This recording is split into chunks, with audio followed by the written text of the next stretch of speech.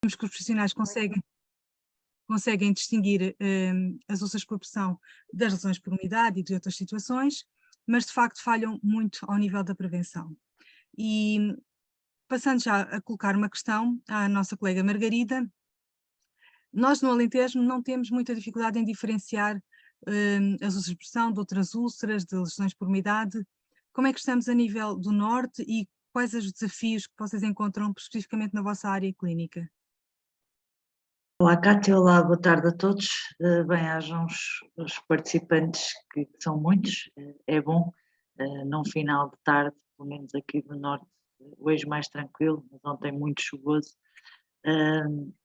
Realmente, o que acontece é que existem um elevado número de doentes com úlceras de pressão, mas aquilo que eu acho que é importante nós também termos noção, e hoje vamos falar sobre isso, é que a prevenção é importante, mas efetivamente há situações clínicas do doente, e vocês sabem, porque a Cátia me apresentou, e eu trabalho com uma área muito específica que não são os cuidados paliativos, e portanto trabalho com pessoas com doença avançada progressiva, sem perspectivas curativas e que com múltiplas comorbilidades e que no fundo também influencia, do seu ponto de vista fisiológico, todas as defesas, digamos assim, de prevenção de úlceras de pressão, e que também não tem só a ver, tem muito a ver com os nossos cuidados, mas não tem só a ver com isso. E portanto, aquilo que eu acho que é importante refletirmos hoje aqui também é muito também na prevenção e no número de doentes, como a Cátia disse, que têm 1, 2, 3, 4 úlceras de pressão, mas também perceber qual é a nossa atitude enquanto profissionais de saúde nestas circunstâncias de doentes cujo objetivo não é propriamente a resolução daquela úlcera de pressão, mas sim perceber o que é que ela significa, não é? E nós temos que perceber que as pessoas, quer o doente, quer a família, veem muito na nossa cara, e agora veem mais, não é? Mas, ou melhor, veem menos, porque nós ainda andamos com máscara, portanto veem muito nos nossos olhos aquilo que tem. E eu acho que o nosso olhar tanto pode demonstrar de alguma forma desgosto, alguma repugnância, como pode também mostrar compaixão e uma aceitação incondicional por aquilo que o doente está a vivenciar. E aquilo que é importante nós percebermos é que nestas circunstâncias de doentes com doença avançada e progressiva, doentes muitas vezes que estão em situação de últimas horas e dias de vida,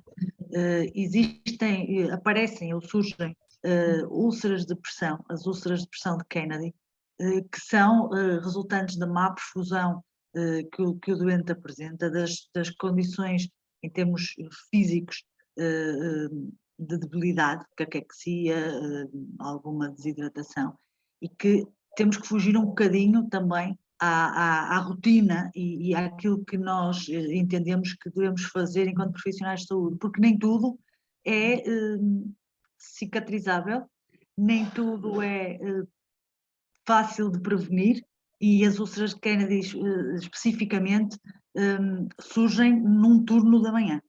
De manhã não tinha nada, ao fim da manhã, ou a meio da manhã, quando o doente é posicionado, não tem nada, e ao fim da manhã, quando vamos se calhar posicioná-lo outra vez, o doente tem uma úlcera de Kennedy. Portanto, o que é que é importante nós refletirmos aqui? É que efetivamente nós sabemos que 95% das úlceras de pressão são evitáveis e é possível preveni-las, mas também temos algumas situações em que efetivamente elas não são possíveis de prevenir. E não sendo possíveis de prevenir, e estou a referir-me especificamente às úlceras de pressão, que são úlceras de pressão que são muito específicas destes doentes e que foram levantadas e foram, no fundo, faladas a primeira vez por Karen Kennedy em 1983, que trabalhava numa unidade de cuidados intermédios, portanto nem era numa unidade de cuidados paliativos, mas que percebeu que este fenómeno das úlceras de pressão tem a ver com alterações e modificações da pele comuns no doente em final de vida. E, portanto, apesar de todos os cuidados de prevenção que nós possamos ter, elas surgem por causa das mudanças fisiológicas, como já vos disse, e mais, isto é um pronúncio de final de vida mesmo. E as úlceras de Kennedy, quando surgem, o doente tem uma previsão de vida de dias, uma semana, 2 semanas no máximo. E, portanto, aqui nós somos enfermeiros. E sendo enfermeiros e olhando para estas feridas que têm características muito, muito próprias, quanto mais logo a começar pelo seu início repentino, não é? E que, como eu vos disse, ocorre, às vezes é num único dia, outras vezes é num única manhã ou num único turno, digamos assim, são feridas muito, são úlceras muito típicas e que têm uma apresentação tipo flictena, tipo abrasão, assim uma área muito mais escurecida, tem uma forma muito específica de borboleta ou de pera, assim tipo ferradura, localizações muito próprias, como a região sacrococcígea, os calcanhares, a região posterior da perna, as coxas, a região daqui da grade costal. E quando nós vimos isto e vemos este tipo de úlceras que surgiu assim do nada, entre aspas, não é? Que tem uma coloração amarelada, avermelhada, às vezes até roxa, preta, parece logo tecido necrosado, nós temos que pensar que isto é um alerta para nós, porque significa que há aqui alguma isquemia celular. Isquemia celular é essa resultante da hipoperfusão que o doente tem pela falência do múltiplo dos órgãos do doente. E qual é aqui o nosso objetivo? E o nosso objetivo aqui é tão simples quanto isto, é promover conforto. É? Obrigada. Muitas vezes o que acontece é quando nós vemos isto, com aquela coisa de que temos que fazer alguma coisa, nós estragamos tudo. Porque causamos ainda mais sofrimento ao doente, porque vamos mexer no que está quieto, quando nós nos devemos focar exatamente no conforto do doente, no acompanhamento da família, porque muitas vezes isto acontece, e quem está aqui que tem a experiência da assistência domiciliária, muitas vezes isto acontece nos doentes que estão a ser seguidos por nós no domicílio. E sabem o que é que a família pensa? A família pensa que nós pensamos que não houveram cuidados e que as pessoas não fizeram aquilo que nós, se calhar, andamos a bater há muito tempo. E, portanto, esta família, este doente, tem algo que nos diz que a sua vida está a chegar ao seu limite. E, portanto, o nosso objetivo do cuidado não é curar, o nosso objetivo do cuidado é dar conforto, é acompanhar esta família. Obviamente, há algumas destas úlceras que rapidamente têm exudado e, portanto, nós não vamos resolver o exudado, nem vamos diminuí-lo, vamos controlá-lo no sentido de dar conforto ao doente e prevenir traumas adicionais que possam também afetar esta úlcera que o doente apresenta. No fundo, nós queremos reduzir o impacto da úlcera, mas também temos que reduzir e acompanhar a família para o impacto que esta úlcera nos significa para nós. E, portanto, vamos sair um bocadinho das rotinas, vamos sair um bocadinho da ideia de que temos que fazer tudo, quando às vezes é preferível parar e pensar, eu não vou resolver nada, isto é uma situação que é normal na situação clínica em que o doente se encontra e, portanto, eu quero é esclarecer os familiares, acompanhar os familiares, acompanhar aquele doente e alertar a família que isto não tem nada a ver com a ausência de cuidados por parte deles, porque muitas vezes eles ficam muito tristes e culpabilizam-se destas coisas acontecerem, e nós temos que pensar que aquilo que queremos é conforto. Quando eu falo das úlceras de Kennedy, que se calhar é uma coisa que as pessoas, se calhar nem toda a gente que aqui está já ouviu falar delas, falo, por exemplo, de uma situação de um doente que tenha uma úlcera com tecido necrosado, que não tenha sinais inflamatórios nos locais de proximidade, não é? Ali à volta, não desbridem. Porque isso vai, se o doente não tem queixas nenhumas, não tem dor, não tem febre, deixem estar, porque há doentes que têm estas situações e estão em final de vida. e aquilo que vai acontecer se nós formos lá desbridar, porque é assim que dizem as regras, e tudo bem se o doente não estiver nestas condições, mas num doente que está assim, nós vamos aumentar o sofrimento dele. E já chega, o sofrimento que aquele doente tem, já chega, escusamos nós de acrescentar ainda mais. Obrigada Margarida Alvarenga, do Conselho Regional do Porto, e desafio também a pensarmos, os nossos indicadores são todos para a cicatrização, não é? Hoje, numa fase em que estamos tão focados nos indicadores, se calhar é importante, com o aumento da longevidade, com o aumento do envelhecimento e dos doentes com multimorbilidade, pensar em indicadores que não sejam só a cicatrização, mas este controlo da sintomatologia, a prevenção da infecção. Já volto à Margarida, vou só passar então a palavra à professora Luísa, no sentido de perceber a nível académico, com um currículo tão vasto e tão denso, ainda há tempo para falar de úlceras por pressão a nível dos estudantes e qual é a vossa missão também com a população em geral, e sabemos que a literacia em saúde é baixa da nossa população que tem úlceras por pressão e dos cuidadores informais. Até que ponto é que a academia tem alguma responsabilidade também em aumentar esta capacitação e esta informação sobre as úlceras por pressão? Obrigada, Cátia, pela questão que me colocas e naturalmente cumprimentar a todos agora de uma forma formal e agradecer esta oportunidade. Realmente a academia tem uma grande responsabilidade pelo aumento da literacia em saúde da comunidade e eu queria distinguir aqui 2 alvos.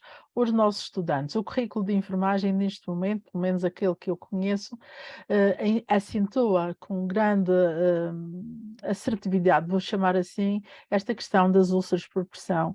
Isto comparativamente a uns anos atrás, por exemplo, quando eu fiz o curso. Hoje, os estudantes no 2º ano do curso de licenciatura, todos eles têm uma disciplina que realmente os habilita para avaliar esta característica que é ter uma úlcera por pressão.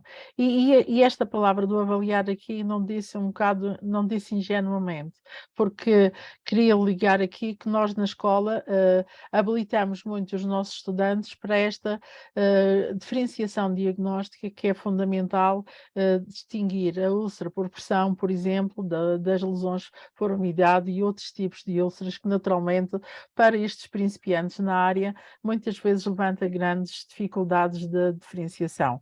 Esta é a nossa postura. Outra questão é como é que as escolas estão a intervir com a área da comunidade.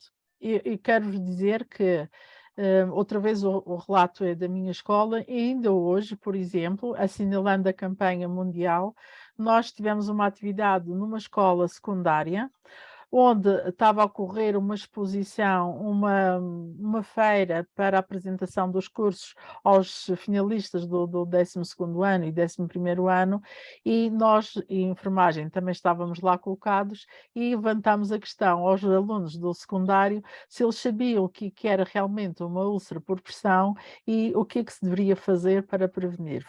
É este tipo de intervenção que nós temos, no sentido de ir sensibilizando a população para que realmente compreenda este flagelo que é o sofrimento que uma úlcera provoca, quer na pessoa, quer na família. Por isso estou plenamente de acordo aqui com a colega Margarida quando diz é importante, acima de tudo, aliviar o sofrimento.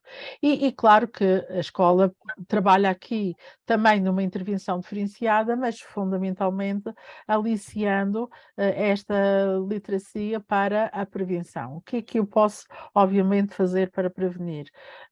A questão de uma alimentação, da atividade, a questão do reposicionar as pessoas que estão doentes, usar as superfícies de alívio, de pressão e naturalmente, são áreas também muito nobres. E não queria esgotar o meu tempo, mas a frisar aqui uma experiência minha. A Cátia sabe, em 2005, eu já era especialista em enfermagem médica cirúrgica, era docente numa escola e estava responsável por lecionar nesta área. Pensava eu que sabia tudo de úlceras por pressão. Isto é real. Quando iniciamos um projeto, onde a Cátia era uma menina que chegava lá e podia ser até quase minha companheira de brincadeira, e a Cátia chegou lá e mostrou-me que afinal a gente não sabia avaliar úlceras por pressão. E para mim, isto foi em 2005, já ganhei muito conhecimento daí para cá e neste momento parece-me que agora consigo acertar mais na avaliação destas feridas que foram e são hoje ainda muito banalizadas, e que tudo é úlcera, e que tudo é não sei o quê, e que naturalmente é necessário apostar na formação sobre a etiologia realmente destas feridas, que são realmente muito complexas, dizia eu mesmo. E quando a Margarida dizia, mas um turno só pode causar umas feridas. Nós estivemos num projeto de investigação onde aperfeiçoámos o desenvolvimento da etiologia destas feridas e percebemos uma coisa que foi, para mim, considerei fantástica. A etiologia da úlcera por pressão, um dos primeiros sinais que se evidencia é o aumento da temperatura. E isto, começamos logo a pensar, mas o que é que eu faço para avaliar isto? O que é que eu tenho ao meu redor que me ajuda a perceber isto? Muitos recursos ainda precisamos desenvolver. A outra área a seguir é perceber assim, é uma ferida que às vezes não aparece à superfície da pele e tem o seu início junto ao osso, em estruturas internas que não são visíveis aos meus olhos. E quando eu tenho uma pele branquinha, ainda eu consigo acertar porque a pele fica vermelha, fica nisso aqui. E quando eu tenho uma pele escura, como é que eu faço esta identificação? Por isso, é um tema que para mim é fascinante. Cátia, não sei se respondi à tua questão, mas a escola, neste Obrigada. momento, está preocupada com isto. Ensinar, investigar e formar para aumentar a literacia da comunidade. Muito obrigada, Luísa. E pegando nas tuas palavras de ser um doente com multimorbilidade e de etiologia ser complexa, será que ainda vemos esta situação como sendo uma situação da responsabilidade dos enfermeiros, quer a prevenção, quer o tratamento? E perguntava então à doutora Ana Vieira como é que é a realidade nos Açores, quais são os esforços que estão a fazer, quais são os desafios que sentem neste momento para, de facto, que este problema seja visto como um problema também multidisciplinar e todos nós tenhamos responsabilidades e podemos dar todos um contributo importante na prevenção e também no tratamento. Olá, boa noite a todos. Obrigada, Cátia, pelo convite. Está-me a ouvir bem, não está? Muito bem. Ok, ótimo. Antes de mais, pronto, só contextualizar um bocadinho, eu sou médica cirurgiã, como disse a Cátia, nos Açores, mais especificamente na Ilha Terceira. É uma ilha com 55 mil habitantes, não são assim tão poucos nem muitos, mas distribuídos por uma área de 402 quilómetros quadrados, uma população envelhecida como todo o país e que está de uma forma acrescida em risco de desenvolver este tipo de lesões. E concordamos com o que tem vindo aqui a ser dito pelas colegas, que o papel começa na prevenção. Tenho que concordar com o que tem dito, que realmente são os enfermeiros que ocupam um papel central no dia-a-dia das enfermarias, no tratamento e mais centrado sobretudo na prevenção, na avaliação do risco, quer na admissão, quer nas reavaliações sucessivas que são feitas ao longo da avaliação do doente, mas é essencial termos uma abordagem multidisciplinar, conseguir identificar os fatores de risco, ver aqueles que podem ser modificáveis farmacologicamente, nutricionalmente, tentar avaliar o doente de uma forma holística para conseguir chegar a bom porto e ter os melhores resultados. Na instituição onde trabalho, no Hospital de Angra do Heroísmo, foi recentemente criada a Comissão de Feridas, que há cerca de 2 meses, foi mesmo muito recente, e decidimos começar o nosso trabalho exatamente por este tema das úlceras por pressão. E vamos começar já para a semana com uma sessão, com o vosso apoio da ELCS, dirigida aos profissionais do hospital e não só, também abrimos o convite a todos os enfermeiros da ilha que queiram participar, centrado especificamente na prevenção, não só para... Vamos ter várias palestrantes a falar de escalas de avaliação de risco, da importância da avaliação do suporte nutricional, vamos ter também um bocadinho a visão dos enfermeiros da comunidade, para tentar chegar a todos os pontos e também uma oportunidade de nos sentarmos todos, como estamos aqui hoje, e ouvirmos e sentirmos as dificuldades de cada um e conseguimos começar a delinear um plano estratégico. E acho que é importante, à semelhança do que vocês têm feito em Porto Alegre, fazer delinear e ajustar à nossa realidade o que é que são as nossas limitações em específico, não é? Será que, por exemplo, até há uns anos atrás, aqui especificamente, havia muito mais cuidadores informais? Havia muitas senhoras, principalmente, que as mulheres são tradicionalmente as cuidadoras, não é? Que cuidavam da família e que acompanhavam os idosos e que realmente davam esse apoio e que necessitavam de ser formadas também nesta área. Mas será que esta realidade se mantém? Será que ainda temos muitas cuidadoras que são família ou não, que são cuidadores informais? E perceber se realmente elas precisam desse tipo de apoio, desse tipo de cuidado. Também, um bocado para perceber a nossa realidade intra-hospitalar, temos pensado que se irá realizar no início do próximo ano, um estudo de prevalência e incidência, para perceber se, à semelhança do que a Cátia acabou de falar em relação a Porto Alegre, se também na nossa instituição, se as principais úlceras estão a desenvolver lá dentro ou se vêm dos lares e do domicílio e por aí fora. Porque nós temos uma responsabilidade acrescida de tentar, com os recursos que temos, não é? Porque temos informação, temos, à partida temos dispositivos, não é? Temos acesso a várias coisas, de tentar evitar ao máximo que isso se desenvolva sobre o nosso olhar atento, não é? E acho que é um importante ponto de partida também fazer estas análises internas, estas auditorias, por assim dizer, para se conseguir delinear. E mais uma vez a Elques vai participar também e vai nos dar aqui apoio, quer logístico, quer ajudar-nos a formar os auditores, por assim dizer, quer depois no tratamento de dados e é um apoio muito importante e acho que para quem não tem conhecimento noutras instituições é uma ferramenta importante porque nem sempre as pessoas e as instituições têm académicos ou pessoas que estejam mais à vontade com o tratamento de dados e é uma grande mais-valia esse apoio que vocês dão enquanto sociedade. Obrigada, doutora Ana. Sim. Pode continuar. Não demoro muito mais tempo. Não. Enquanto cirurgiã geral, acabo por lidar na prática clínica, não tanto na prevenção, mas com os estadios avançados, não é? Os casos dramáticos das úlceras de grandes dimensões, infectadas, com tonalizações, infecções, com necessidades de desbridamento mais agressivo e pronto, com aquela parte mesmo feia e extrema, por assim dizer, destes doentes, não é? De que os afeta. Que é uma realidade transversal. O Alentejo Transversal, também temos, sim, isso. porque aquilo que a Margarida falava dos úlceras em final de vida, também há úlceras que às vezes acontecem com a agudização do doente, não é?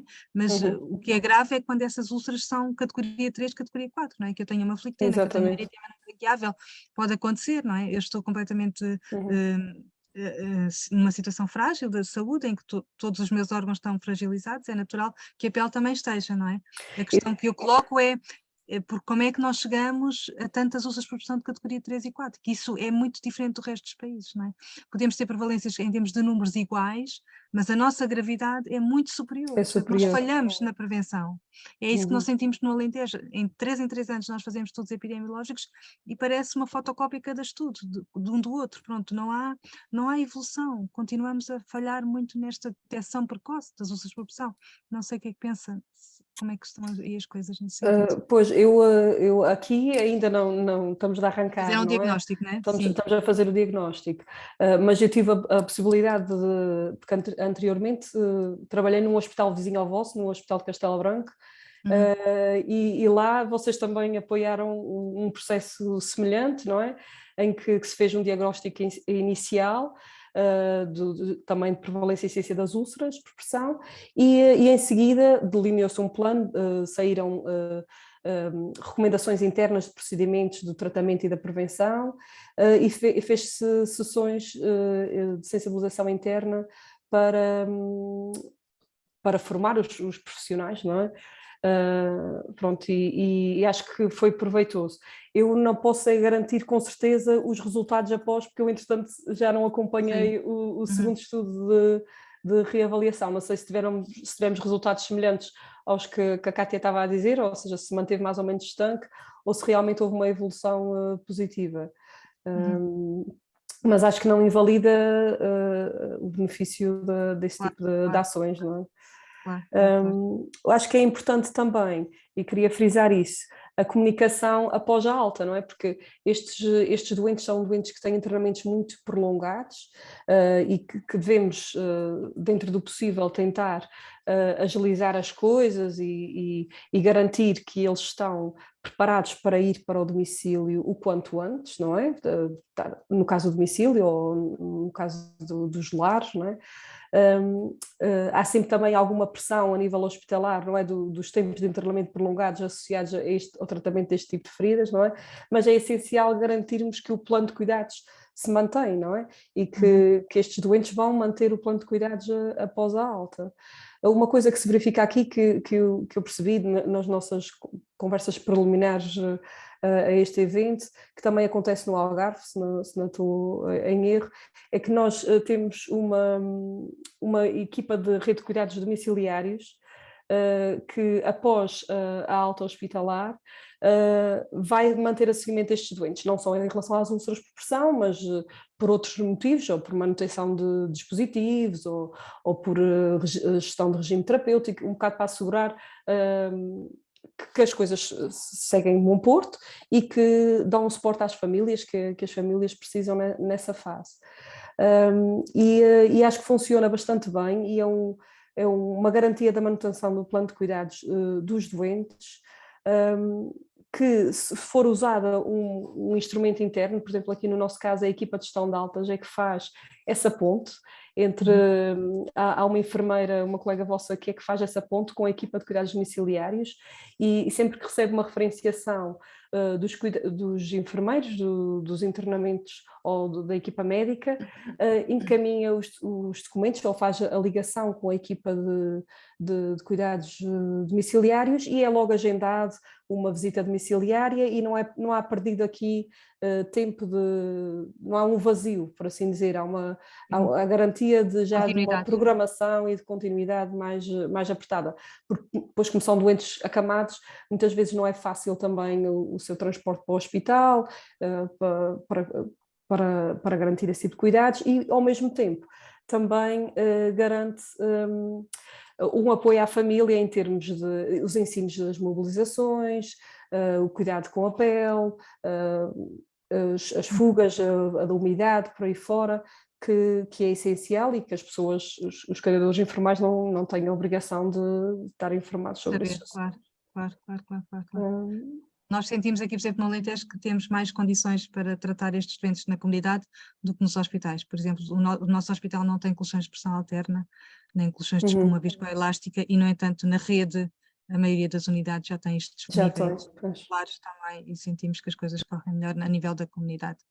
Muito obrigada, doutora Ana, e falou no Algarve. Vou colocar aqui uma questão à nossa Elizabeth Saunito, do Conselho Regional do Algarve, que também é uma região muito apetecível em termos de turístico e que se calhar alguns acabam por também ficar. Portanto, para além da capacitação e de todos os desafios dos cuidadores informais, temos também a barreira da língua, não é? De termos um Algarve litoral e um Algarve interior completamente diferente, à semelhança também aqui do nosso Alentejo. Que desafios têm os profissionais de saúde? Como é que a população em geral consegue chegar a este cuidado especializado? Como é que é feita a articulação entre o hospital, centro de saúde, rede de cuidados continuados? Que resposta é que vocês estão a conseguir dar? Olá, boa tarde, Cátia, é um prazer. Boa tarde a todos os restantes elementos da mesa redonda. Muito obrigada pela honra de poder estar aqui, pelo convite que me foi feito.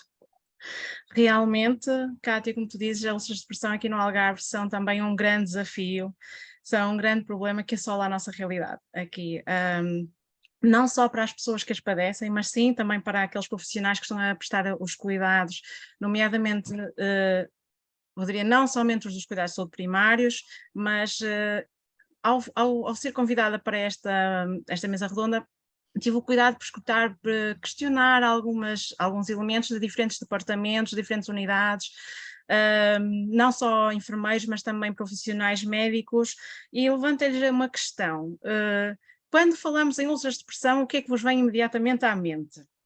E realmente essas dificuldades, a língua, de certa forma está ultrapassada, mas podemos perceber as dificuldades mais nas diferenças entre mais da linha da costa, onde há um bocadinho mais de acessos, mas a parte interior onde temos uma população bastante idosa, e passo a expressão de um colega da Rede de Cuidados Continuados, bastante idosa e quase caquética, que estão quase que, não diria abandonados, não queria usar essa palavra, mas estão muito soltos, há uma grande dificuldade. Então, todas estas, os aportes, as questões que lhes foram colocadas às pessoas, mostrou-nos em geral, que há uma grande dificuldade de divulgar acerca dos cuidados a que as pessoas podem aceder. As pessoas não sabem, não conhecem, de uma forma geral, que existe uma rede de cuidados, que podem ir a domicílio. Há uma dificuldade de articulação entre os cuidados de saúde primários, no que diria os SIFs, os cuidados de saúde primários, e até referenciação. Em que âmbito?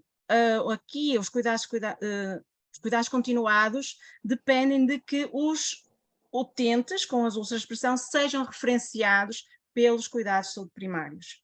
Se não for dessa forma, e o colega manifestava de certa forma com algum desalento, alguma frustração, não nos conhecem. Elizabeth, aqui no Algarve, por incrível que nós imaginemos, nós às vezes, quando conseguimos receber uma referenciação, ou quando recebemos a referenciação, chegamos perto das famílias, dos utentes no domicílio, e disseram, nós não sabíamos, nós não conhecíamos, foi o vizinho do lado que disse que tinha tido uma enfermeira que veio a casa, e é essa forma que eles indicam quais os passos a fazer. Em relação à articulação entre o hospital e cuidados de saúde primários, referenciação em casos de úlceras de pressão, necessitaríamos de ser um bocadinho melhorada. Não estou a falar na questão, como a senhora doutora falou há pouco, em que temos realmente essa unidade, que ainda esta semana tem um procedimento excelente, mas se calhar enfoca um pouco mais os utentes que têm outras comorbilidades também associadas bastante graves. Uma das situações que se emerge com bastante e com muita urgência aqui são os cuidadores informais, porque pela distância, pela dificuldade de acesso, pela dificuldade de referenciação, quando os utentes saem com alta hospitalar e vão para o domicílio, não tendo conhecimento ou tendo dificuldades de acesso, quem é que vai cuidar deles? Muitas vezes são esses cuidadores informais, esses familiares que de repente recebem um idoso, um familiar que lhes é muito querido, com uma situação grave de uma úlcera de pressão, após um internamento hospitalar que pode ter sido mais longo ou não tão longo. Temos casos em poucos dias, devido às situações, às comorbilidades, desenvolve-se a úlcera de pressão com alguma rapidez e deparam-se com uma situação. E agora o que é que fazemos? E aqui se calhar vamos nos voltar para a questão da formação dos cuidadores, se existe realmente uma necessidade de serem formados, como é que estas famílias conseguem ter acesso inclusive a dispositivos. Os colegas dos cuidados continuados e das colegas também dos cuidados primários, quando fazem os domicílios, reportam, deparamos com uma grande pobreza, com uma grande falta de meios financeiros. Como é que nós podemos dizer, compra esta superfície que vai ajudar a alternar e a aliviar a pressão? É muito difícil. E nota-se uma grande dificuldade nesse sentido. Em relação aos formadores, aos cuidadores, como eu estava a falar, existe uma imensa necessidade de implementar formação, não só no transmitir a informação de como cuidar, mas também a educação para motivar a aplicação da informação, dos procedimentos, de como prevenir, como tratar a esses cuidadores. E depois acresce toda esta nossa dificuldade, essa distância geográfica, o facto de nós, por incrível que pareça, aqui na parte da costa há todos os meios, mas se nós nos afastamos, não é preciso ir muito, 15 quilómetros para o interior, se calhar já não temos quase uma rede telefónica. Não existe, não há forma das pessoas comunicarem, chamarem um INEM, chamarem um meio de socorro, quanto mais entrar em contato com cuidados de saúde primários. É uma realidade que não é muito percebida a nível geral, mas é bem patente, é bem latente. Então, neste sentido, o que é que se poderia pensar? O que é que nós podemos fazer para incentivar, para motivar que haja uma melhoria no acesso destes pacientes? é irmos ter com eles. Então, algumas das questões e das propostas que se levantavam, até da elaboração de alguns projetos, passariam por talvez criar algumas equipes, não apenas equipes de referência, onde os próprios profissionais pudessem esclarecer dúvidas e pedir opiniões, de colegas, enfermeiros experientes na área, mas equipes em que pudessem fazer como que um rastreio, ir pelas zonas mais recônditas, mais afastadas e saber, há aqui um idoso, o que é que se passa, há condições, quais são as necessidades não são físicas, é necessário ativar a parte social, é um imenso mundo de necessidades e que nós temos que realmente refletir e não podemos continuar indiferentes. Os profissionais estão bem alertas para a necessidade, os profissionais de saúde, os enfermeiros, os médicos também, tenho relatos dos médicos em que nos dizem, nós percebemos que há falta de médicos, nós não conseguimos atender a todos. Alguns pacientes, por incrível que pareça, até usaram a palavra, estão quase que soltos, não há médicos de família. Isso não é só no Algarve, mas é algo geral. Mas como é que nós fazemos para chegar até eles? Nós sabemos que a realidade é difícil, que é uma realidade grave, que há uma necessidade emergente de atuar. Como é que podemos fazer? Foi unânime e de todos esta proposta, esta ideia de se formar ou desenvolver um projeto em que se pudesse fazer um rastreio das realidades, das reais necessidades desta população que, pronto, que está bastante idosa, que está bastante isolada. A palavra é isolada mesmo. Não te consigo ouvir, Kátia. Não te ouço, Kátia. Obrigada, Elizabeth. Obrigada. Fica aqui um desafio, por exemplo, utilizar a rádio, os meios de comunicação, também para divulgar estas situações, não é? Porque nós sabemos que há pessoas que estão muito ligadas à rádio ainda e pronto, aqueles programas matinais, e nós fizemos isso com a nossa consulta e pronto, e começámos a ter algumas pessoas que vieram nos procurar e pronto, e trabalhar também a articulação com juntas de freguesia, com alguma forma de bancos de ajudas de dispositivos, pronto, porque hoje nós precisamos, porque o nosso avô precisa, mas pronto, depois até se calhar não vamos precisar e podemos disponibilizar para outra pessoa, não é? São coisas que são reutilizáveis e pronto, porque não pode ficar tudo em cima de nós, porque senão... Não pode. Não é? Sim, uma ou mas outra utilizar estas parcerias, não é? Sim, se me permites ainda, uma das sugestões de alguns colegas era que também existisse alguma forma de que, através de profissionais, dos enfermeiros, houvesse uma, não diria auditoria, não no sentido pejorativo, mas uma auditoria daqueles utentes que estão ao cuidado de cuidadores informais, que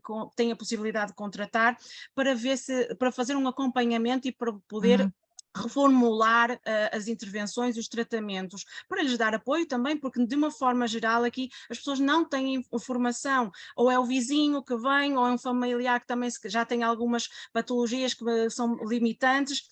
Haveria essa necessidade também de ver auditorias e reforço, não no sentido pejorativo, mas de auxílio, de promover uma ajuda, um apoio a esses cuidadores que estão muitas vezes se sentem perdidos. O que é que eu faço? O que é que eu posso fazer para melhorar esta situação?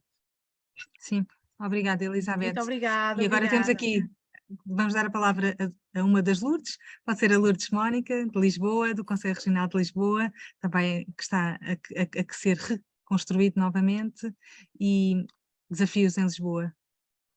Boa noite, mais uma vez obrigado pelo convite. Desafios em Lisboa são muitos, temos na mesma uma população muito envelhecida, como no resto do país. No entanto, muitas vezes acontece, por exemplo, eu falo por Cascais, há uma discrepância muito grande. Temos pessoas com muito, em termos financeiros, com grandes carências e pessoas com outro poder económico. E muitas vezes isto também é um desafio, porque uma úlcera por pressão é um peso muito grande para as famílias e muitos cuidadores, e falava-se de cuidadores informais, muitas famílias querem ter os doentes, mas a parte económica muitas vezes é um impedimento. E o que eu noto em Cascais, tanto os lares como mesmo os cuidadores, acho que precisavam de muita formação, aumentar também a literacia nesta área. É fundamental. Para o Conselho Regional, que está agora a ser reconstruído, é um grande desafio. Temos alguns projetos que estão a ser criados agora, não é? E que estamos a dar os primeiros passos. Isto é ainda um caminhar. mas de facto temos doentes com grandes comorbilidades que também acarretam. Cada vez a úlcera por pressão é um peso muito grande. Sim, sem dúvida, sem dúvida.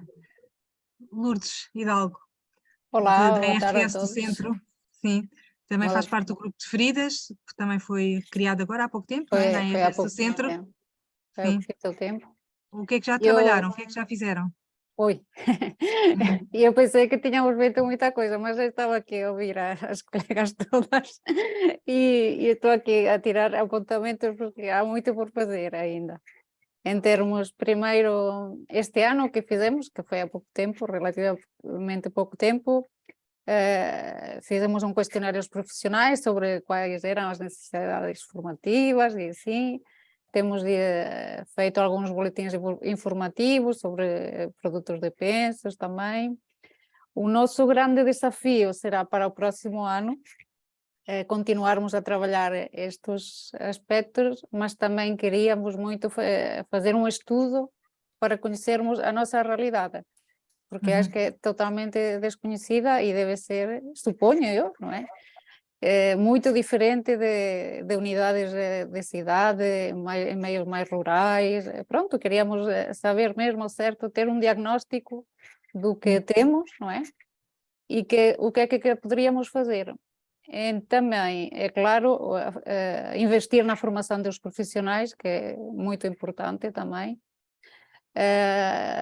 E colocar-nos à disposição dos profissionais, não é? Porque todos nós sabemos que há alguns que têm mais interesse pela área ou não, e neste âmbito também formamos a consultadoria, onde os profissionais podem nos consultar qualquer dúvida relacionada com a área das feridas e a prevenção, não é?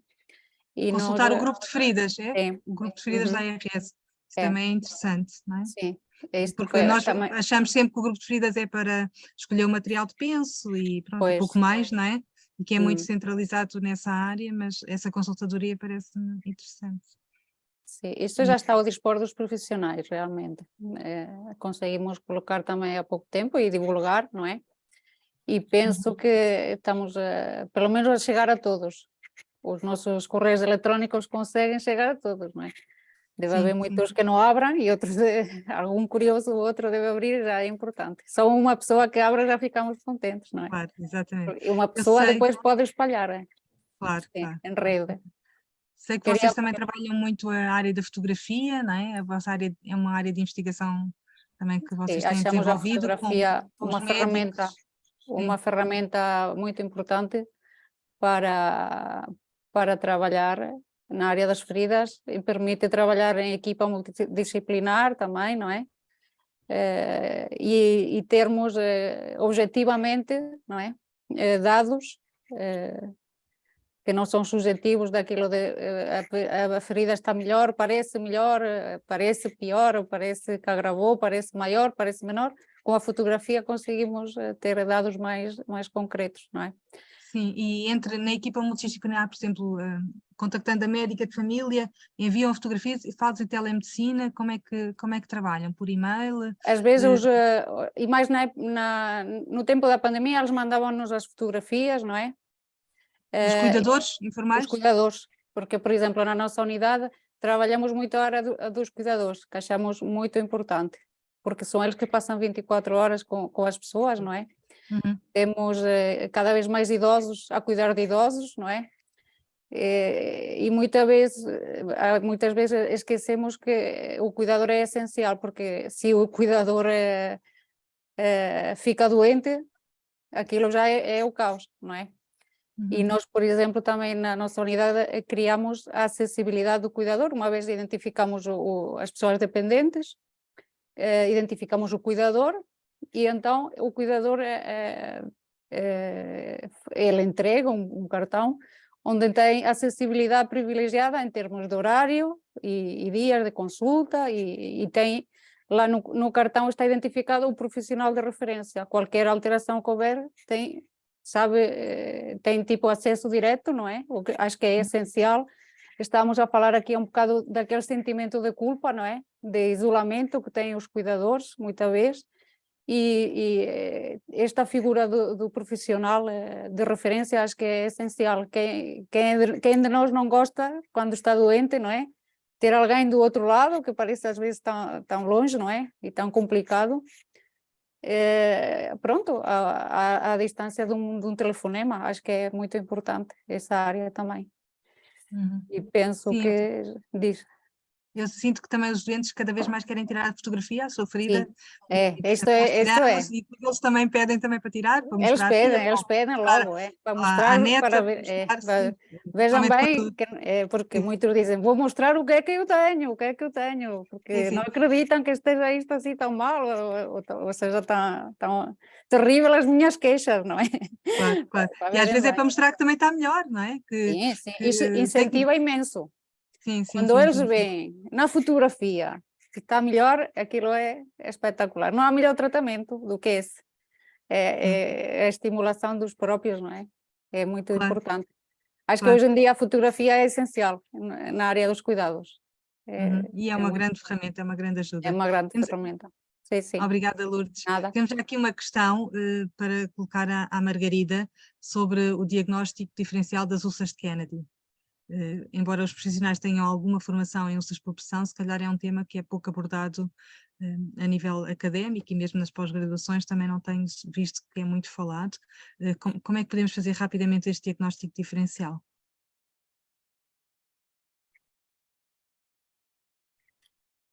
Não há som, Margarida. Desculpa. Obrigado pela questão. Antes de mais, incluir nas formações sobre prevenção de úlceras de pressão e tratamento de úlceras de pressão, que existem estas específicas e que muitas pessoas não as conhecem. Eu dou formação na área dos cuidados paliativos, na área dos cuidados ao doente em situação de fim de vida, e quando falo das úlceras de Kennedy, a maior parte das pessoas que vão olhar para mim, úlceras de quê? O que é que estás a falar?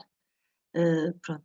Portanto, eu acho que é importante nestas formações sobre, e que eu acho fundamental tudo aquilo que tivemos aqui a ouvir, incluir este ensino também na formação pré e pós-graduada, mas falar das úlceras de Kennedy, mostrar o que é uma úlcera de Kennedy, para que as pessoas percebam que em doentes com uma falência multiorgânica, incluindo a falência da pele, não é? Que é um órgão, como todos sabemos, e portanto, tal como os outros também entra em falência, é possível desenvolver estas úlceras de pressão, que são úlceras de pressão comuns nos doentes em fase final de vida.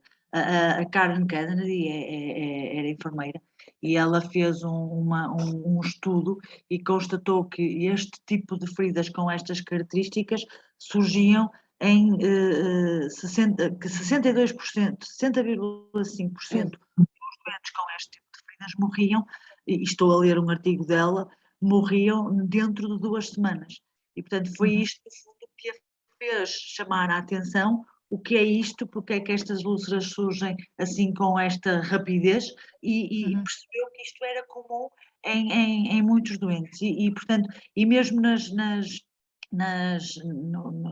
estudo que fizeram nos doentes de cuidados paliativos, também esta percentagem também é elevada, cerca de 60% dos doentes que desenvolvem este tipo de úlceras acaba por falecer dentro de 2 semanas, há quem diga até 6 semanas, mas obviamente isto não é rígido, não é? Portanto, aquilo que eu sugiro é, para quem está a dar a formação, que não há assim ainda muitas coisas sobre as úlceras de Kennedy, porque efetivamente aquilo que nos deve preocupar é o conforto do doente e a atenção ao doente, mas se tivéssemos uma fotografia, vocês viam que se calhar era para quem não está habituado a isto, ou para quem não tem esta percepção de que efetivamente o doente está em falência multiorgânica e que esta úlcera será uma úlcera de Kennedy, se calhar acha que será uma úlcera. O que é que nós pretendemos? E depois o objetivo é o o que é que nós vamos fazer?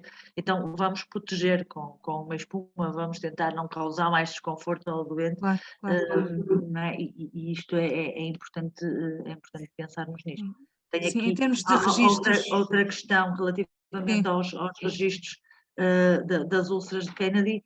Nós dizemos mesmo que é uma úlcera de Kennedy, podemos obviamente categorizá-la, mas é uma úlcera de Kennedy e, portanto, o nosso... Mas no S-Clínico não está nada disso, não é? No S-Clínico só. Eu não trabalho com S-Clínico, portanto, o meu sistema é o Glink, não tem...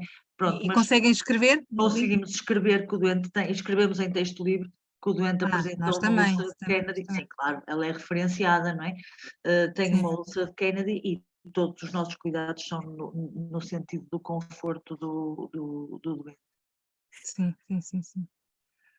O colega pergunta aqui exatamente isto, nas auditorias, não é? Como é que nós conseguimos distinguir esta úlcera de Kennedy, que é inevitável, que não tem como objetivo cicatrizar, das úlceras por pressão que acontecem, não é? E que têm como objetivo cicatrizar e que podiam até se calhar ser preveníveis, não é? Como é que nós distinguimos em termos de qualidade dos cuidados e inevitabilidade, não é? Destas úlceras. Isto tem que ser, acho que tem que ser um bocadinho pelo registro da situação geral, clínica, em que o doente se encontra, não é? E efetivamente, assim, da mesma forma que a Karen Kennedy percebeu que isto acontecia nos doentes com falências multiorgânicas e que os doentes faleciam rapidamente, portanto, isto digamos que é um subgrupo das úlceras de pressão, não é? Sim. Portanto, e que nós temos que estar com uma particular atenção a estas situações. Acho que, acima de tudo, acho que é o alertar as pessoas de que existe este tipo também de úlcera de pressão. E queria só fazer aqui uma pequena achega. Nós estávamos a falar dos cuidadores formais e dos informais, das famílias que cuidam, mas também acho que era importante nós, enquanto formadores, enquanto enfermeiros, termos um papel de formação e de alerta, por exemplo, nos auxiliares, nos assistentes operacionais, nos lares, na RPIs, porque muitas vezes nós vemos, por exemplo, que o doente é levantado, senta-se no cadeirão e já fez levante, já não está na cama, até é bom porque não temos colchão anti-úlcera de pressão, mas depois esquecem de fazer os push-ups e coisas assim do género, não é? Sim. Muitas vezes quem faz isto são os assistentes operacionais. E, portanto, por exemplo, no meu serviço nós temos formação na área da prevenção das úlceras de pressão, também para auxiliares. Obviamente com uma linguagem mais acessível, não é? sem grandes confusões, mas coisas práticas, não é? O que é que devem fazer, os posicionamentos, a história da fricção, que às vezes, não é? Para ser mais rápido, até nem chamo uma colega que está ocupada, faço eu.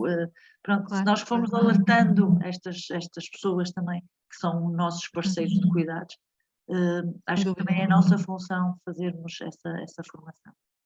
Sim, porque toda a gente quer o bem do doente, não é? Quando nós fazemos mal, ou colocamos vitamina A numa úlcera por pressão, ou mascaramos com eosinas e outro tipo de procedimentos completamente errados, não queremos o mal, só que como não conhecemos mais nada, e se calhar os nossos parceiros também fazem, exatamente, acabamos por fazer, e portanto, quando damos este saber ao outro, não estamos a tirar saber a nós, não é? Muito pelo contrário, uma pessoa que se tem saber consegue decidir melhor e consegue sempre ter prestação de cuidados melhor. Há uma questão que eu gostava muito de falar aqui, que é a nutrição. Prevenimos úlceras por pressão, prevenindo a desnutrição, não é? E, no entanto, continua a ser ter um papel muito pouco importante e relevante na prevenção das úlceras por pressão. Há pouco tempo tive um médico que estava a falar comigo e disse: mas este senhor não precisa de comer, ele está deitadinho todo o dia, uma refeição por dia chega. E fica o desafio para a doutora Ana, como é que se convence o médico que a pessoa está deitada e precisa de comer, se calhar ainda um suplemento nutritivo, para além do que come todos os dias, para prevenir úlceras por pressão e para cicatrizar as que tem, não é? Como é que nós valorizamos esta nutrição de forma correta, de modo a que também ela nos ajude na cicatrização? Focamos muitas vezes no penso, mas os pensos não têm proteínas, não têm hidratos de carbono, não têm... Claro. Não é? Eu acho que uma ferramenta importante é incluir a nutricionista na equipa e a nutricionista acompanhar de uma forma estreita a restante equipa, e aí lentamente vai acabar por ajudar a mentalidade dos colegas que fazem parte da equipa, que podem ser um pouco mais reticentes a essa mudança. Acho que porque elas estão formadas e vocacionadas para isso, não é? E acho que será a melhor forma e a forma mais delicada-se de resolver a situação. Sim, mas pronto, é uma área ainda muito negligenciada da Pois, alimentação. eu não sei, por exemplo, há hospitais que não têm o serviço de nutrição disponível Sim, mas quase a todos dar têm. suporte. Acho que hoje em dia já praticamente todos têm, não é? Sim. Nós vemos isso no nosso serviço, temos principalmente uma nutricionista que acompanha sempre e até vai às nossas reuniões de serviço e tudo mais. E faz muita diferença no cuidado que se dá, e mesmo no acompanhamento posterior. Muitas vezes acompanham esses doentes em reavaliações posteriores, e é importante. E às famílias, porque as famílias depois, na alta, muitas vezes, quando se vai fazer um aconselhamento dietético, aquilo às vezes, não só em relação às úlceras de expressão, mas em relação a outros problemas, não é? É engraçado perceber, é engraçado, não tem muita graça, não é? Mas perceber a desinformação das pessoas, não é?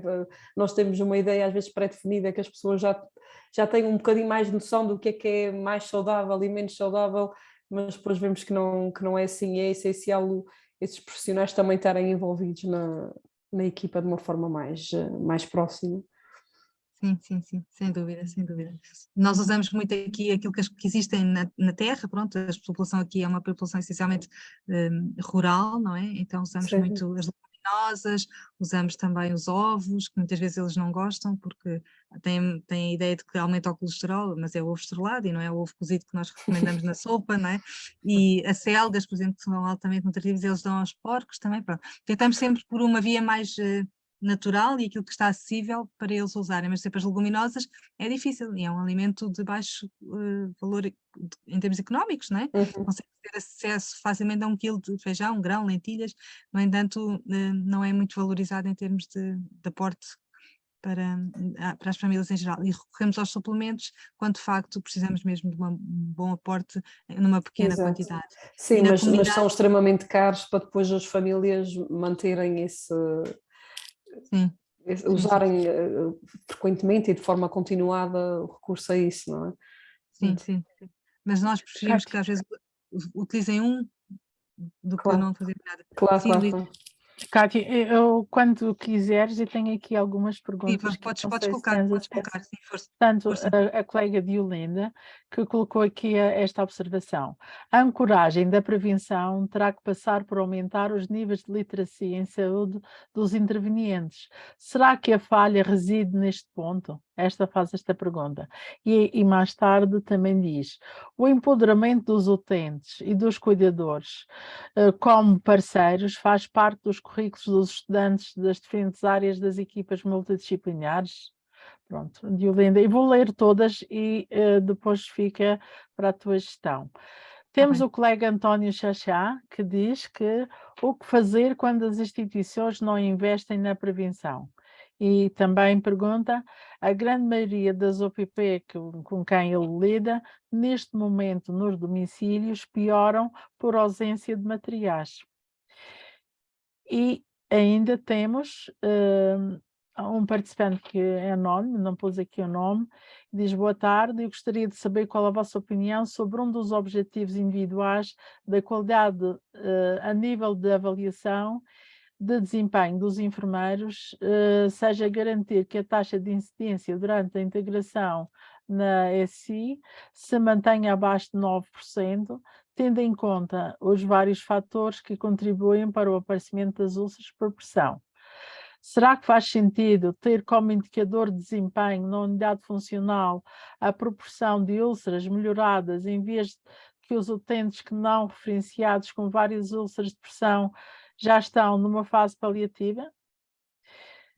E, finalmente, o nosso colega Fábio Caetano, que diz: ouvi hoje pela primeira vez o termo da úlcera de pressão de Kennedy. De que forma conseguimos diferenciar esse tipo específico? Penso que esta parte já foi um bocadinho esclarecida. ocorrem somente em utentes em fim de vida. Pronto, é um bocadinho, eu penso que foi aqui já abordado. As variáveis estado nutricional, estado geral, etc., influenciam no aparecimento ou podem ser, de certa forma, prevenidas. Pronto, e estas foram as perguntas que foram aqui escritas e obrigada pela vossa colaboração. Obrigada, Luísa. Pronto, vamos ter que agendar um workshop com a Margarida Alvarenga, porque de facto foi a protagonista deste webinar e, portanto, em breve temos formação sobre as úlceras de Kennedy. Relativamente à penúltima pergunta, em relação aos indicadores de qualidade da unidade, o número de incidências é de facto um indicador, porque eu posso ter muitas úlceras por pressão na minha unidade, no meu serviço hospitalar e não terem sido adquiridas no meu hospital, não é? E terem vindo para eu tratar, como por exemplo a doutora Ana falou, não é? Quando as úlceras chegam para fazer um desbridamento, para fazer uma limpeza maior, não é? Se calhar não foram adquiridas no seu serviço e, portanto, a prevalência é uma fotografia, não nos dá um indicador concreto de como é que estamos a proceder em termos de cuidado. Portanto, a incidência faz todo o sentido de ser um indicador da qualidade dos nossos cuidados. Eu acho é que uma incidência de 9% é uma incidência elevadíssima de úlceras por pressão e que, para mim, indica que temos que baixar esse indicador para indicadores de 2%, 3% de incidência. Acima disso é tudo sinal que precisamos de mudar os nossos procedimentos e rever e reavaliar. E eu respondi a esta questão, mas deixo-vos a próxima questão sobre o empoderamento para a Lourdes Mónica, que trabalha numa área em que de facto temos pessoas se calhar com uma literacia elevada, com recursos económicos elevados, ou não sei, pronto, e outra população também muito desfavorecida. Eu já tinha noção desta realidade em Cascais, porque nós achamos sempre que Cascais é uma zona muito rica, não é? E não é... Não é bem assim, não é bem assim. Não. Até porque, tal como no Algarve se falou da dificuldade da língua, em Cascais também temos uma multiculturalidade muito grande. Mas sim, eu acho que é fundamental nós podermos dar formação, e acho que é melhor, que temos mesmo que empowerment de literacia, quer aos auxiliares, quer aos cuidadores, quer à família, eu acho que é fundamental, sim. Mas não fazemos isso habitualmente, aliás até ficamos um bocadinho perturbados quando o cuidador nos questiona e nos diz faça assim, pronto, isso dá sugestões, às vezes achamos que estão a entrar no nosso terreno e já aconteceu, eu assistir a situações e dizer, a enfermeira sou eu, se quer ajuda ou não quer ajuda, pronto. Essa ainda continua a acontecer, mas eu acho que este também tem que se mudar um bocadinho também o paradigma, sim, eu acho que, como já foi falado aqui, partilhar o conhecimento não é menosprezar, mas eu acho que é o contrário, enriquecer o outro, vai-nos enriquecer a nós e vai enriquecer o doente, a família e toda a envolvente daquele doente. Acho que é fundamental partilharmos o conhecimento em qualquer área e nas úlceras então em feridas eu acho que é fundamental. O doente ele saber o que é que pode comer, o que é que pode comprar, qual é o penso mais adequado, qual é o posicionamento, eu acho que é fundamental ensinarmos o cuidador a posicionar o doente, muitas vezes o doente que é dependente e é fundamental, às vezes fica sozinho 8 horas e é importante dizer que não pode ficar 8 horas, que tem que ter alguém que vá lá e que o mude de posição, por isso eu acho que sim, quanto mais literacia conseguirmos passar para o outro, eu acho que é fundamental. E a minha experiência é que o doente faz tudo o que nós pedimos, aceita bem, compreende, assim a gente faça de forma atempada e periódica e validando o que vamos dizendo, não é? Eu acho que o doente colabora e a família mais connosco, quando nós lhe dizemos o porquê e explicamos exatamente qual é o nosso objetivo, do quando nós ficamos um bocadinho, desculpem a expressão, fechados no nosso mundinho e não transmitimos, dizer ao doente, olha, faz isto, é diferente do que dizer, olha, você faz isto, porque se o virar ele não vai ter feridas, vai alterar a pressão, e ele se entender o porquê, ele é mais colaborante, quer ele, quer a família. Pelo menos a experiência que eu tenho é isso, acho que é mais enriquecedor para o doente.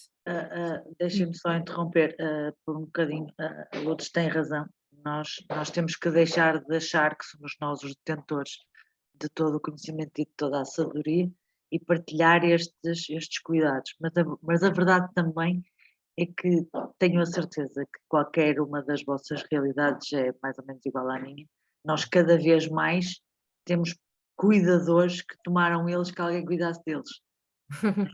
E induzimos no outro, no cuidador, não é? E quando eu digo cuidador que precisava de ser cuidado, são pessoas de 70 anos, 80 anos, também doentes, não é? E que às vezes induzimos neles a responsabilidade que eles, coitados, não é por mal, mas não conseguem, não é?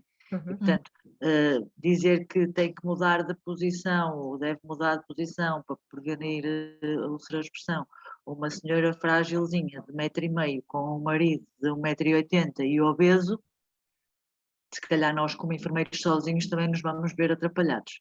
Não é? E isto é que tem que ser pensado, que respostas é que nós temos a nível social, não é? A nível da comunidade, que nos permita ajudar estas pessoas. E aqui nós não temos essas respostas. Eu, pelo menos, tenho muita dificuldade em ter. E temos muitas pessoas, como disse, que estão sozinhas e que quem cuida é o vizinho. Não é? Sim, mas eu concordo, eu também concordo, acho que sim. Temos que uma ver a coisa parte que tem que social ser do trabalhada. doente, claro que sim, mas eu estava a falar no sentido de se nós transmitirmos conhecimento ao doente, mais fácil ele colabora connosco. Eu sei, não estou contra, só estou a alertar para mais isto. Exatamente, muitas vezes, muitas vezes. Elizabeth, sim, Elizabeth quer dar uma contribuição, até podes também colocar pensar naquela questão do colega que diz que não há recursos, sem recursos é difícil, não é? E eu compreendo perfeitamente. Eu tenho exatamente uma outra colega que faz um domicílio a uma senhora de bastante idade, bastante idosa, completamente dependente, um domicílio 2 vezes por semana, há cerca de 5 semanas. Neste caso não existe dificuldade financeira, essa pessoa, essa senhora dependente tem 2 cuidadoras que alternam turnos, e a minha colega disse-me, Elizabeth, cada vez que eu vou lá, a senhora tem mais 2 úlceras de pressão. Ou seja, eu disse, mas estás-me a dizer que então se vais 2 vezes por semana, a senhora tem cada vez 2, são pelo menos 4 úlceras mais por semana? 4 por semana? E ela, sim. Portanto, eu concordo com tudo o que foi dito até agora, é importante mesmo que se dê esse empoderamento, essa formação aos cuidadores, mas é muito importante também, e volto a tocar no ponto que há um bocado falava, acerca, não sei se a palavra auditoria é mais adequada, mas existe uma real vocação, existe uma real vontade dos formadores. Não estou a falar dos familiares ou dos familiares que já são idosos, que têm cuidado de outros idosos, mas qual é a real motivação do cuidador que está a seguir, a atender, a prestar cuidados àquela pessoa que está dependente. Estamos numa sociedade, numa realidade a nível geral, que devido a todos, se já antes tínhamos dificuldades com o contexto que estamos a sair do Covid, os problemas financeiros assoberbam a toda a gente de uma forma geral. Aqui na zona do Algarve, apesar de ter a fama de ser uma zona rica por causa do turismo, a realidade dos autóctones, das pessoas que são mesmo daqui locais, não é essa. Há uma pobreza imensa, há uma necessidade até a nível alimentar muito grande. Os colegas reportam isso, eu percebo isso quando se fala de nutrição, eu percebo isso quando também fazemos os domicílios, mas voltando, não saindo do foco, os cuidadores, há uma necessidade, além de dar-lhes esse empoderamento através da formação, há uma necessidade de avaliar a vocação, qual é o motivo que realmente está a fazer com que essas pessoas estejam ali. Ou será que são selecionados simplesmente porque, não vou para a palavra auxiliares, porque nós estamos a falar a nível hospitalar, mas será que eram empregados de limpeza que foram recomendados pelo centro de emprego e porque são empregados de limpeza, já podem fazer de cuidadores? Isto acontece muito, é uma realidade. Portanto, esta parte do empoderamento tem que ser muito avaliada também a quem transmitimos. Há vocação da parte da pessoa, há disponibilidade e abertura para aprender.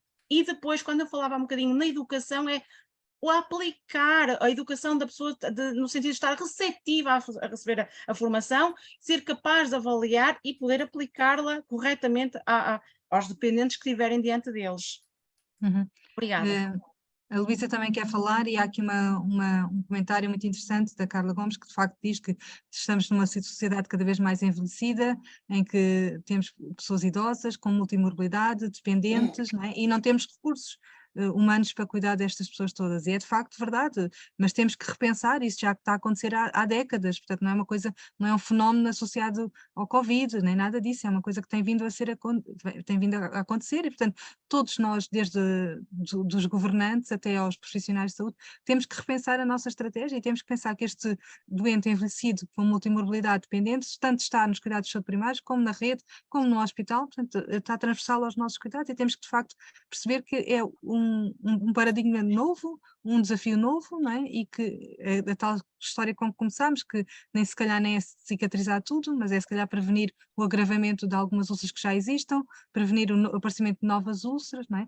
E pronto, e precisamos mesmo de sensibilizar quem está no topo e quem decide em termos de recursos materiais, porque melhor que seja a nossa vontade e também os nossos conhecimentos sozinhos não conseguimos. Luísa. Pronto, eu dava continuidade às suas palavras, Kátia, e chamava aqui a este debate a competência do próprio profissional, porque obviamente não vou falar outra vez na literacia, naturalmente, habitualmente situamos no cuidador informal, mas há muita falta de formação no cuidador formal, vou-lhe chamar assim, quer seja enfermeiro, quer seja assistente operacional ou outro nome que lhe chamam. E começamos nós a olhar para a nossa profissão, ainda há bocadinho dei o meu exemplo, bem sei que tem uns anos atrás, mas hoje quem é que naturalmente se preocupa com a competência acrescida nesta área de cuidar da pessoa com ferida ou de cuidar para a viabilidade celular? Eu volto aqui a dizer, não basta eu saber o tipo de penso ideal, porque obviamente será que existe um penso ideal, mas que competências eu tenho de olhar para a pele e de saber zelar para preveni-la? Temos o direito de ter uma pele sã. Então, o que é que eu, enquanto profissional, contribuo para isso? Obviamente estou a falar como professora, mas também como elemento aqui da Elcos no Funchal. Essa tem sido a minha preocupação enquanto pessoa e enquanto enfermeira neste ambiente. Temos todos que desenvolver, junto dos nossos campos profissionais, o reconhecimento de que cuidar para a viabilidade celular é mais do que aplicar um penso, é naturalmente eu ter uma visão sistémica do cuidar deste indivíduo e no centro deste cuidar e ter a pessoa e a sua família. Obviamente isto implica uma grande complexidade de intervenção, de avaliação, de monitorização, como queiram, acima de tudo uma diferenciação na minha competência no saber estar perante as pessoas com ferida. Ainda há bocadinho os colegas, os participantes, alguns dos participantes diziam, mas será que a literacia é o problema? Claro que não. É um dos aspectos da ponta desse iceberg. Obviamente a resolução não é só, ok, estás empoderado para conhecer a ferida, agora não. Eu acho que isto é uma parte, a nutrição é outra, o meu conhecimento é outra, etc, etc, etc. Conhecer, investigar, vou voltar aqui ao mesmo tópico, conhecer e investigar é fundamental para fazermos melhor. Quando eu sei melhor, estou convencida que isso vai influenciar a qualidade dos cuidados e isso vai se reverter naturalmente para a melhor saúde do cidadão e naturalmente um cuidar para a viabilidade mais efetiva. Certo. Obrigada. Obrigada, Luísa, obrigada. Pronto, de facto temos que também melhorar os nossos conhecimentos enquanto profissionais de saúde. Temos aqui também uma questão que nos coloca o desafio de utilizarmos também as farmácias da comunidade como locais de formação. Eu também penso que pode ser uma via, até porque os farmacêuticos também são pessoas interessadas na área, não é? E têm uma proximidade junto do utente, não é? Que muitas vezes o resto dos profissionais não têm, são a eles que muitas vezes o utente recorre quando tem uma ferida e só quando a situação se agrava ou aumento da dor ou aumento das dimensões é que vão muitas vezes aos nossos serviços de saúde, não é? Portanto, os primeiros contactos muitas vezes são feitos com o farmacêutico e a aquisição de 1001 pomadas acontece até começar a fazer terapia compressiva e cicatrizar ou até desencravarmos a unha e parar de fazer uma série de procedimentos que não fizeram nada até chegar até aos nossos cuidados. Portanto, também fica este desafio e penso que os farmacêuticos também estão sensibilizados para esta área. Mais alguma questão que queiram colocar? Mais algum aporte? Ainda temos 5 minutos. Eu penso que Margarida. a sugestão da Elizabeth quanto às auditorias era fabulosa. porque quando ela estava a falar, eu estava-me a lembrar do meu sogro, que infelizmente precisou de cuidados de higiene, porque a minha sogra tinha a idade dele, mais ou menos, portanto 80 e muitos anos, e a primeira vez que lá foram, eu quando lá cheguei não estava a acreditar no que estava a ver. Ele parecia que tinha sido chicoteado, porque lhe tiraram o pijama à força toda, e portanto ele fez feridas por fricção, ok? Para além da fricção das unhacas, não é? das nails de meio metro, que as cuidadoras tinham, não é? E que a minha sogra estava muito preocupada e estava-me a dizer, Margarida, ele insultou-as do pior, ele fez muito bem.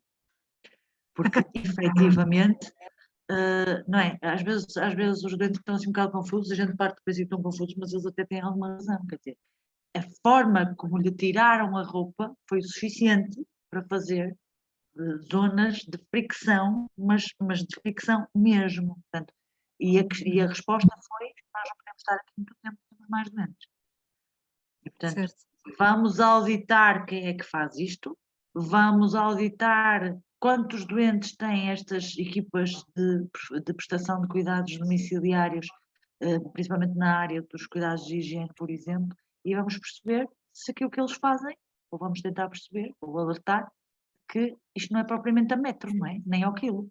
Claro. Porque muitas vezes o que acontece é que é mais um, e portanto são mais X% de euros que vão para a conta. Pronto, não pode ser assim, não podemos ver o cuidado ao doente como um negócio. Sim. E mesmo sabendo que o doente tem úlceras por pressão e tem outros problemas, tudo o que nós fizermos para melhorar a viabilidade tecidular e para prevenir as úlceras por pressão vai beneficiar o estado geral do doente. Portanto, não podemos pensar assim, agora estão preocupados com as úlceras por pressão, mas o doente tem tantas outras coisas. Mas tudo o que nós fizermos, não é, vai melhorar holisticamente, vai contribuir para melhor qualidade de vida. Portanto, não podemos pensar assim, pois é muito importante as úlceras por pressão, mas e tudo o resto? Não, todo o bem que fizermos no cuidado à pele que a Luísa falava, nesta visão holística, o doente ganha os cuidadores, ganha o Serviço Nacional de Saúde, ganhamos todos, não é? E pronto, e de facto esta motivação que tem que existir, não é? E eu acho que tem que ser cada vez menos dependente do outro, Margarida, porque o outro é uma incógnita, não é? Eu acho que temos que monitorizar isto de forma muito cuidada e que não seja eu a decidir, mas que esteja preconizado que neste procedimento é para fazer isto, neste é para fazer isto, porque mesmo com os profissionais de saúde, com os enfermeiros, nós vimos que ao monitorizar os cuidados, se não houver esta avaliação periódica, toda a gente inventa na área das feridas. Pronto.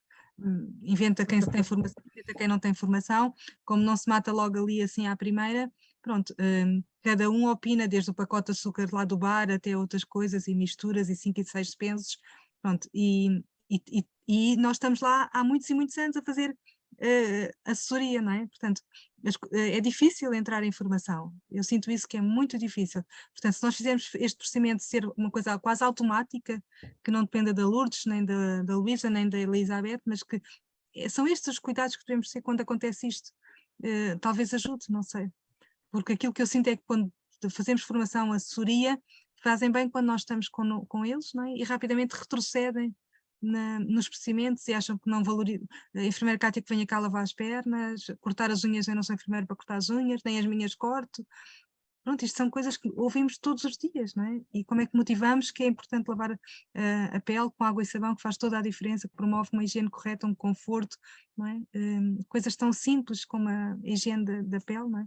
Falávamos que é tão básico, mas não se faz. Não sei qual é a vossa opinião. Doutora Ana? Mesmo a terminar, fechamos com chave de ouro. Não sei se sou digna de fechar esta sessão. Temos que dar muita força aos Açores, que está a começar. Aqui os conselhos regionais estão todos a terceiro pelos Açores e a próxima semana corra muito bem. Acho que sim, vai correr. Mas acho que, fechando aqui, acho que foi frisado por todos os comunicadores desta mesa a importância da formação quer dentro das próprias instituições e dos profissionais, como dos cuidadores mais ou menos informais, como os auxiliares, que acho que foi importante falarmos aqui disso, porque muitas vezes são esquecidos dentro das próprias instituições e não há, nós se calhar reclamamos dos seus desempenhos durante o nosso dia-a-dia, mas a realidade é que não perdemos assim tanto tempo a explicar-lhes o que é que está a acontecer e o que é esperado deles, ou haver formações mesmo dirigidas para eles, até à formação dos cuidadores informais, acho que tem aí um pilar para a mudança, não é? E para o início da mudança destes cuidados, que vai desde o lavar, não é? Como a Cátia estava agora a Claro, dizer, até ao penso mais específico e mais caro que existe, que na realidade às vezes nós não precisamos de material assim tão especial para conseguir fazer a mudança. Claro que há doentes que realmente precisam do topo de gama, não é? Mas não só a maioria dos nossos doentes, e não é isso que vai fazer a diferença, mas sim o nosso cuidado e a nossa atenção. Sim, sem dúvida. Muito obrigada, e eu penso que não temos mais questões, e como somos pontualmente britânicos, vamos dar por encerrada a nossa sessão. Fica combinada, Margarida é a próxima star, a próxima estrela da formação, com bom protagonismo.